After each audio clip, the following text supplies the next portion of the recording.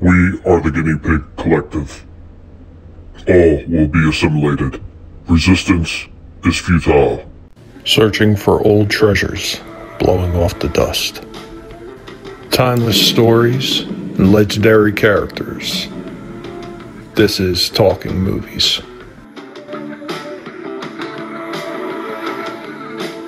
Hey everybody, what's going on? And welcome back to another Talking Movies. So on today's Talking Movies, we will be talking about the Brian Doyle Murray, Harold Ramis, Douglas Kenney, and directed by Harold Ramis, 1980 Caddyshack.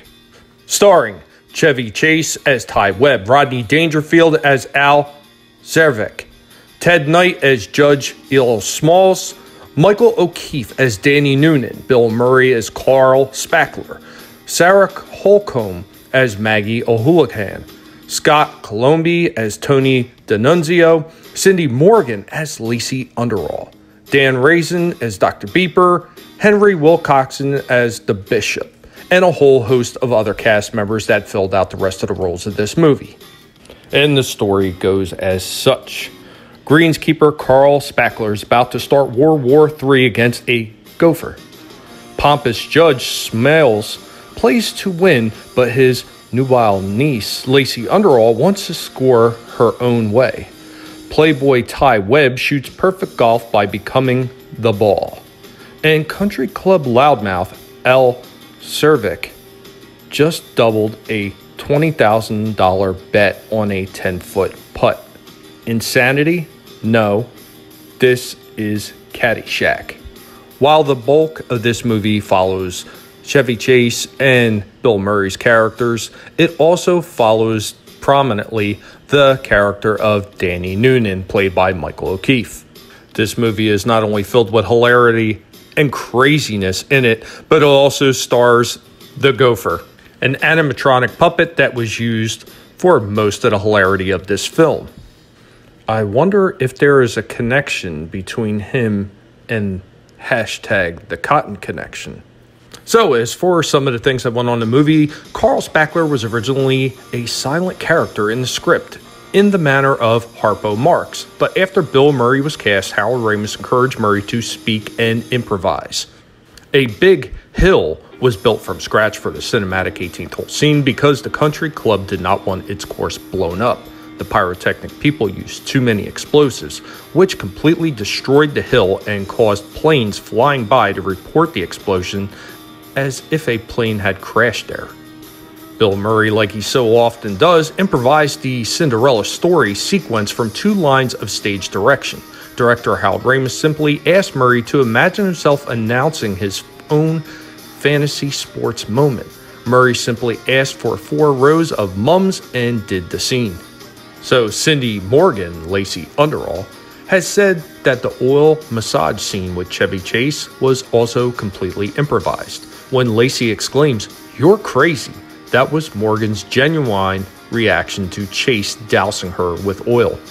And once again, Bill Murray improvised a scene with Peter Burkhart in which Carl holds a pitchfork to Angie's throat. According to Beckrott, he was genuinely nervous during that scene because the pitchfork was real. The movie itself was inspired by writer and co-star Brian Doyle Murray's memories working as a caddy at a golf club.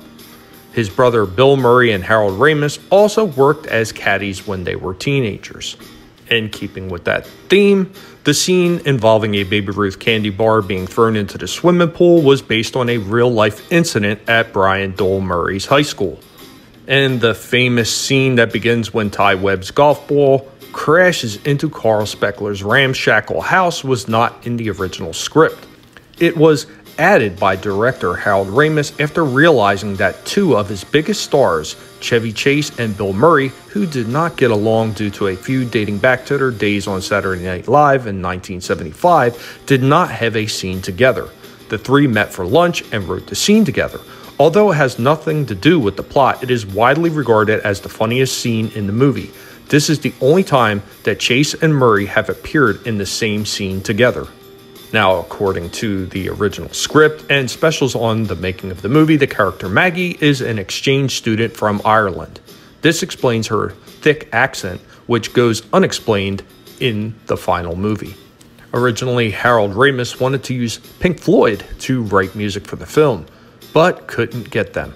After an audition, Kenny Loggins came up with the famous theme song for the film, I'm Alright, and played it for the producers and got the job. Johnny Mandel, who wrote the film's musical score, was also hired immediately afterward. Now, the funny thing is the noises that the gopher makes are actually vocalized by a dolphin, and the dolphin sound effects used are the same ones that were used for Flipper in 1964. And the gopher sequences were written and filmed after most of the movie was shot. Originally, Harold Ramis wanted to cast a live animal to play the gopher. When that did not work out, the animatronic gopher and its tunnels were built by John Dykstra. And the sound that Chevy Chase makes when sinking putt after putt was a gag based on the sound effect used in The $6 Million Man from 1974, whenever Steve Austin performs some astounding feat. Don Rickles was originally considered for the part of Al Czervik.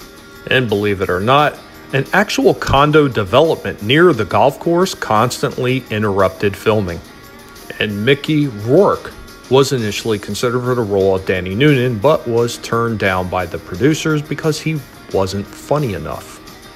In the opening credits, one of the houses Danny passes as he rides his bicycle is the house used as the exterior of the Tate's house in the sitcom Soap from 1977. And while the movie was filmed in Fort Lauderdale, Florida, the country club was supposed to be located in Nebraska. In preparation for filming certain scenes, the production spent many days spray painting the grass blue around the clubhouse. And when the bishop, played by the veteran actor Henry Wilcoxon, is having his best round of golf ever during a thunderstorm, he misses an easy putt, looks skyward and yells "rat farts," and is immediately struck down by a bolt of lightning. The background music in this scene was from Cecil B. DeMille's classic The Ten Commandments from 1956, in which Wilcoxon played the part of Pentor. So what were some of the goofs? Well, one of the simplest ones is when Judge Smalls gets hit in the groin. Danny tells him to walk it off, sir, but his lips don't actually move. In the scene at the beginning of the illegal match, when Ty and Al pull up in Al's car, you can see the boom mic visible as a reflection in the car door after Ty shuts the door and slams his fingers in it. And when Al Czervik tees off after they've upped the bet, he's teeing off with a putter. Anyway, guys, that's all I have on this one. Have you seen this movie? Do you remember this movie? And if you have not seen it, why not? You need to watch this one. It's classic. Anyway, let me know what you think in the comments down below. And as always, I appreciate you being here. And if you've enjoyed yourself, go ahead and destroy that like button for me. And if you are new to the channel, welcome. I'm glad that you are here, and I hope that you will consider subscribing. And please remember to go ahead and share this video around. And I will catch you all next time. Later, y'all.